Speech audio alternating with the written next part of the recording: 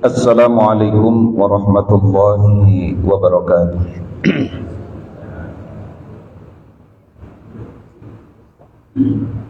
Alhamdulillahilladzi hadana lihadza wa ma kunna linahtadiya laula an hadanallah. Asyhadu an la ilaha illallah wahdahu la syarika lah wa asyhadu anna Muhammadan abduhu wa rasuluh. Faqala Allah Ta'ala: Ya ayyuhalladzina amanu taqullaha haqqa tuqatih wa la tamutunna illa wa antum muslimun. Amma ba'd. Syukur alhamdulillah, kita panjatkan Allah Subhanahu wa taala atas curahan kasih sayangnya sehingga kembali dapat bertemu di majelis yang mulia ini dalam keadaan sehat walafiat. Salawat ma'assalam semoga senantiasa tercurah limpahkan kepada Rasulullah Muhammad sallallahu alaihi wasallam. Jamaah rahimani wa rahimakumullah, kita akan melanjutkan kajian kita. Pada kesempatan kali ini kita akan membahas sikap atau perilaku para sahabat terhadap pemahaman berkaitan tentang zakat ataupun sedekah. Dalam riwayat diceritakan oleh Rasulullah sallallahu alaihi wasallam, dulu para peternak ketika mereka terlambat untuk ditarik zakat kambingnya, mereka itu marah. Marahnya itu bukan karena ditarik, tetapi amil-amil itu terlambat mengambil zakat mereka, sehingga pada saat mereka diambil walaupun terlambat tadi itu, kemudian mereka memberikan 2 ekor kambing. Kan kalau dalam istilah zakat, kalau orang itu punya 40 ekor kambing, maka zakatnya adalah 1 ekor kambing. Tetapi ini dia memberi 2. Kemudian amil itu enggak mau menerima dengan alasan bahwa 40 ekor kambing itu zakatnya 1 ekor kambing. Ini kenapa kok 2? Maka para peternak tadi mengatakan, yang 1 adalah zakatku, yang 1 ekornya aku berikan hadiah kepada Rasulullah Muhammad sallallahu alaihi wasallam. Karena Nabi itu tidak mengambil zakat, tetapi Rasulullah sallallahu alaihi wasallam itu adalah menerima yang namanya hadiah. Artinya kesadaran mereka terhadap hartanya itu luar biasa, karena mereka meyakini di harta-harta mereka ada hak orang lain. Dan mereka jujur, kalau duitnya banyak ngaku banyak ya. Kadang kita tidak jujur, punya duit banyak tapi ngakunya tidak punya duit. Itu sahabat. Kalau di dalam kitab Hayatus Sahabat begitu. Satu ya, kisahnya begitu. Kemudian ada sahabat namanya Sa'ad bin Abi Waqqas, pernah menawarkan kepada Nabi SAW dengan ucapan begini, ya Rasulullah, ana dzu malin katsir wala yarisuni illa banatahu li. Kata beliau, Sa'ad bin Abi Waqqas ini, ya Rasulullah, saya ini punya duit banyak. Yang ngaku tadi itu ya, saya tidak punya waris, walaupun hanya satu anak perempuan saja. Maka kata Sa'ad bin Abi Waqqas, dengan hartaku yang banyak tadi itu,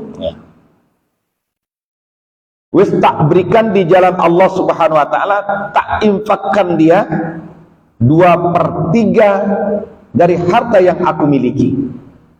Kemudian Rasulullah mengatakan, jangan, 2/3 itu terlalu banyak ya. Jangan, kalau begitu saya keluarkan 1/2 saja dari harta yang aku miliki itu. Tetapi Rasulullah SAW masih menolaknya ya. Kemudian Nabi mengatakan, al-thuluth was-thuluth katsir ya. 1/3 dan 1/3 itu banyak. Itu kalau dua kisah ini kesadaran mereka terhadap harta mereka. Jamaah yang dimuliakan oleh Allah Subhanahu wa ta'ala, kalau kita tadi itu sadar di dalam harta kita terdapat hak orang lain, sebagaimana sahabat yang memahami akan perkara-perkara itu dalam dirinya, maka tentu jamaah yang dimuliakan Allah Subhanahu wa ta'ala, yang pertama ada beberapa ayat ibrah yang bisa kita ambil dalam dua kisah tadi itu. Allah mengatakan, Qul inna rabbi yabsutur rizqa liman yasha. Katakanlah, sesungguhnya Tuhanku, yaitu Allah Subhanahu wa ta'ala, akan memberi rezeki kepada orang, atau akan melapangkan rezeki kepada orang yang ia kehendaki, min ibadih, dari hambanya. Wa yaqdir, dan Allah Subhanahu wa ta'ala juga berhak menyempitkan harta bagi siapa yang ia kehendaki pula. Ayat ini kemudian ditafsirkan oleh para ulama. Kadang Allah Subhanahu wa ta'ala membalas harta yang kita keluarkan itu, memang tidak mesti balasannya juga wujudnya uang dalam tafsirnya ya, tetapi bisa juga wujudnya dengan yang lainnya. Mungkin kita diberikan kesehatan oleh Allah Subhanahu wa ta'ala dari zakat, dari infak yang kita keluarkan ya. Cuman karena kita tidak sadar, kalau kita diberikan sehat oleh Allah Subhanahu wa ta'ala ya, kadang proses bentuknya apa? Saya sudah rajin berinfak, sudah rajin bersedekah, kan ya? Iya, tapi kok hidup ini, padahal dia tidak sadar tadi itu. Sehat itu bagian terpenting dalam kehidupan, karena dengan sehat dia melakukan ibadah dengan bagus, dengan sehat dia juga bisa makan dengan enak. Coba kita lihat saudara-saudara kita yang punya Fortuner, anggaplah gitu ya, ketika mereka terbaring di rumah sakit, mereka selalu akan mengatakan apa? Mintanya akan kesehatan ya. Maka ujung ayat ini mengatakan apa? Wa ma anfaqtum min syai'in fahuwa yukhlif. Apa saja yang kalian infakkan di jalan Allah Subhanahu wa ta'ala, Allah pasti ganti ya. Allah akan balas itu baik di dunia maupun di akhirat ya. Wa huwa khairur raziqin, dan Allah adalah sebaik-baik pemberi rezeki. Jadi jamaah yang dimuliakan Allah Subhanahu wa taala, itu adalah proyek. Maka dakwah Rasul ya, dulu ya memang ada para agniya yang membacking dakwah itu ya. Jadi ada penyokong dana, sama dengan masjid kita ini. Kalau tidak ada penyokong dana, ya jangan minta servis sound yang bagus kira-kira gitu ya. Suaranya hilang, kadang datang. Kan ada barang, ada harga kan gitu ya. Oh iya, bisa saja begitu. Oh Ustadz, soundnya kau tidak beres-beres. Kalau urusan sound dari saya datang Banyuwangi dulu tidak beres-beres memang. Oh iya kan? Saya kemarin tanya memang, ya sound itu harganya kalau kayak Masjid Yasmin nih kurang lebih 70 juta itu kalau masjidnya kecil. Berarti ya kalau ingin yang lumayan bagus berarti minimal siapkan 100 juta. Tapi sampai lihat aja keuangan itu ya, tidak banyak, belum bisa untuk beli yang terbaik sound itu ya. Ini contoh saja. Ya barangkali ada para agniya, monggo. Atau ada yang menjamin, ya Ustadz kita urunan aja untuk beli sound system umpama. Insya Allah takmir siap kan gitu ya. Ya. Tak bilang boleh nggak hutang? Wah hutang nggak boleh Pak. Ya. Iya ini contoh saja. Memang dakwah apa saja memang harus ada backing para agniya tentunya ya. Itu satu. Itu kata Allah Subhanahu wa taala. Kemudian di dalam ayat yang lain bagaimana pemahaman para sahabat terhadap berkaitan tentang zakat tadi itu. Satu, dalam ayat ini orang yang mengeluarkan hartanya itu mendapatkan 2 kali lipat, artinya 200% ya dari harta yang ia keluarkan. Allah menyebutkan begini, wa masalul ladzina yunfikuna amwalahum ibtigha'a mardatillah wa tasbitan min anfusihim. Perumpamaan orang-orang yang mengeluarkan hartanya untuk mencari keridhaan Allah Subhanahu wa taala wa tasbitan min anfusihim, kemudian di dalam jiwa atau di dalam hati mereka itu diteguhkan, sabat ya, oleh Allah Subhanahu wa taala. Kamatsali jannatin birabwatin asabat wabilun fa'atat ukulaha ya, seperti sebuah kebun yang terletak dari dataran tinggi kata Allah Subhanahu wa taala, kemudian ditimpa atau disirami oleh hujan ya, disirami oleh hujan, yang mana hujan itu adalah hujan yang lebat, maka kebun itu menghasilkan buahnya difaini 2 kali lipat ya. Fa illam yusibha wabilun watal wallahu bima ya'maluna basir. Jika umpama dia hanya ditimpa oleh gerimis saja ya, maka Allah Subhanahu wa taala juga akan membalas itu.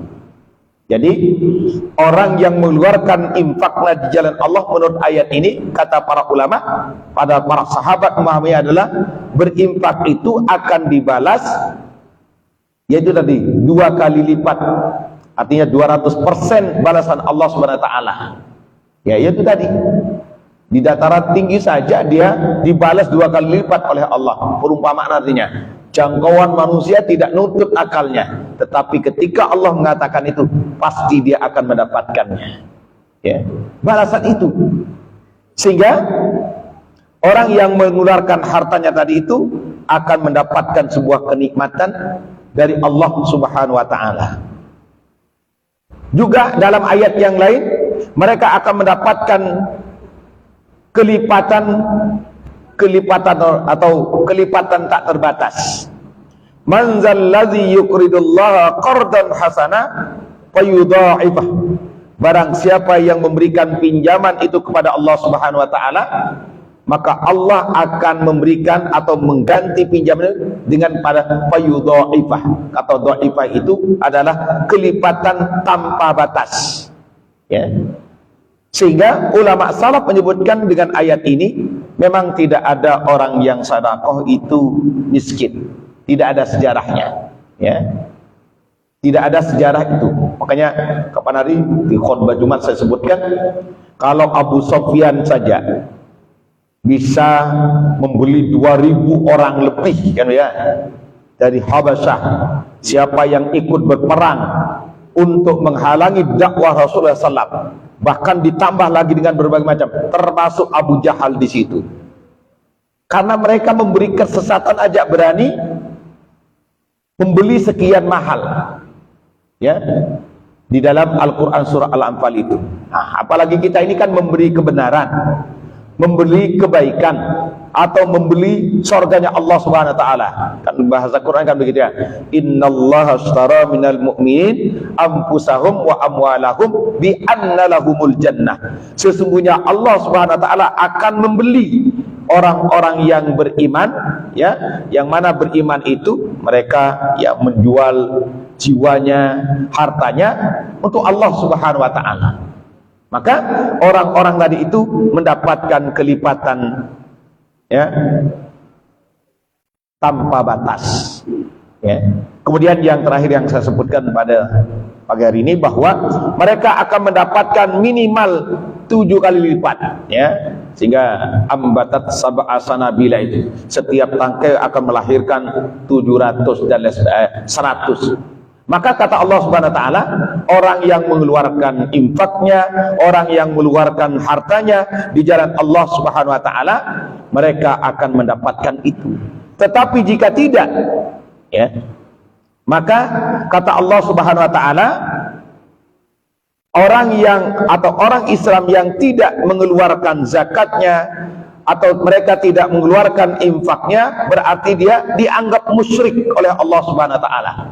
Dalam Al-Quran surah Fussilat ayat yang ke-6 dan ke-7 itu, wa wailul lil musyrikin, neraka wail bagi orang yang musyrik, allazina la yu'tuna zakata wa hum bil akhirati humul kafirun, yaitu orang yang, bagi mereka yang tadi itu tidak mengeluarkan zakat dan mereka kufur, tidak percaya terhadap akhirat atau janji Allah Subhanahu wa taala berupa surga ataupun sebaliknya. Maka kata Ibnu Abbas, yang dimaksud dengan ayat ini, alladzina la yashhaduna alla ilaha illallah. Jadi orang yang atau mereka yang tidak bersaksi atau mengikuti bahwa tidak ada Tuhan kecuali Allah Subhanahu wa taala. Jadi kalau orang yang tidak bersaksi tidak ada Tuhan itu kan hakikatnya dia syirik kepada Allah Subhanahu wa taala atau kafir kepada Allah Subhanahu wa taala. Makanya minggu yang lalu, 2 minggu yang lalu tadi kita sebutkan, ketika Abu Bakar As-Siddiq ya dipilih menjadi Amirul Mukminin, khalifah pada masa itu, maka salah satu kebijakan apa? Siapa yang memisahkan sholat dengan zakat, maka dia murtad. Ya, dia dianggap keluar dari Islam. Mereka yang tidak mau mengeluarkan zakatnya, walaupun kata Umar bin Khattab mereka tetap muslim, ya. Ini sudah pada masa itu. Maka jamaah yang dimuliakan Allah Subhanahu wa taala, tentu tadi orang yang akan mengeluarkan zakatnya atau sedekahnya atau infaknya mendapatkan minimal 7 kali tadi itu, ya, sesuai dengan janji Allah Subhanahu wa taala. Selasa ini yang bisa kita kaji, semoga kita semua harta-harta kita itu menjadi hujjah kita, menjadi pembela kita, sekaligus harta yang sudah kita keluarkan di jalan Allah Subhanahu wa taala tadi itu akan menjadi naungan kita, ya, payung kita kelak di hadapan Allah Subhanahu wa taala. Karena kata Nabi kan begitu, ya, sedekah yang dikeluarkan adalah menjadi naungan pada hari kiamat itu. kalau dalam hadis yang populer 7 naungan, salah satunya adalah orang yang berinfak dengan tangan kanannya, tangan kirinya tidak tahu. Artinya tidak riya. Tapi jangan begini kata para ulama. Kenapa tidak sedekah? Takut riya. Jadi orang yang meninggalkan kebaikan karena manusia itu namanya riya. Tetapi tidak mau beramal, ya, takut saja juga itu disebut syirik di hadapan Allah Subhanahu wa taala. Tapi barang siapa yang dibebaskan dari keduanya, itulah orang-orang yang terbaik di sisi Allah Subhanahu wa taala. Semoga bermanfaat. Ada yang tanyakan? Perang perempuan itu apa boleh? Sedangkan perang perempuan tidak boleh dibunuh. Iya. Sahabiah dulu ya memang tidak perang, tapi mereka ikut untuk menyiapkan apa? Makanan. Atau kalau bahasa sekarang mungkin sejenis medis ya. Artinya dia sebagai, kalau kita buka tentang fungsi masjid nanti sama Pak. Fungsi masjid itu kan orang-orang yang luka dalam perang itu kan dibawa ke masjid, dibuat. Kalau dulu memang dibuat tenda karena memang masjidnya tidak ada atap. Ya, jadi menyiapkan. Jadi kayak Ibunda Aisyah kan sering ikut perang. Ya memang nggak boleh dibunuh wanita itu ketika perang. Kalau dalam Islam kan nggak boleh. Tapi ikut perangnya itu bukan karena bawa senjata loh ya. Tapi ikut perang karena menyiapkan yang lain. Nah, ya mungkin snack, kalau sekarang kopi gitu ya, ketan, apa lagi Pak? Ya. Kira-kira begitu ya. Dia sebagai, ya kalau bahasa sekarang kayak orang yang luka mungkin perlu dilakban lah. Iya kan? Setahu saya begitu ya. Jadi itu sahabiah ikut itu bukan karena itu. Karena ya memang perempuan yaitu itu membunuh. Ya enggak enak ya. Masa ada perang orang mau, karena perasaannya Bapak halus tadi itu ya. Itu saya rasa. Cukup. Kita tutup dengan doa penutup majelis. Subhanakallah wa bihamdika asyhadu an la ilaha illa anta astaghfiruka wa atubu ilaik. Assalamualaikum warahmatullahi wabarakatuh.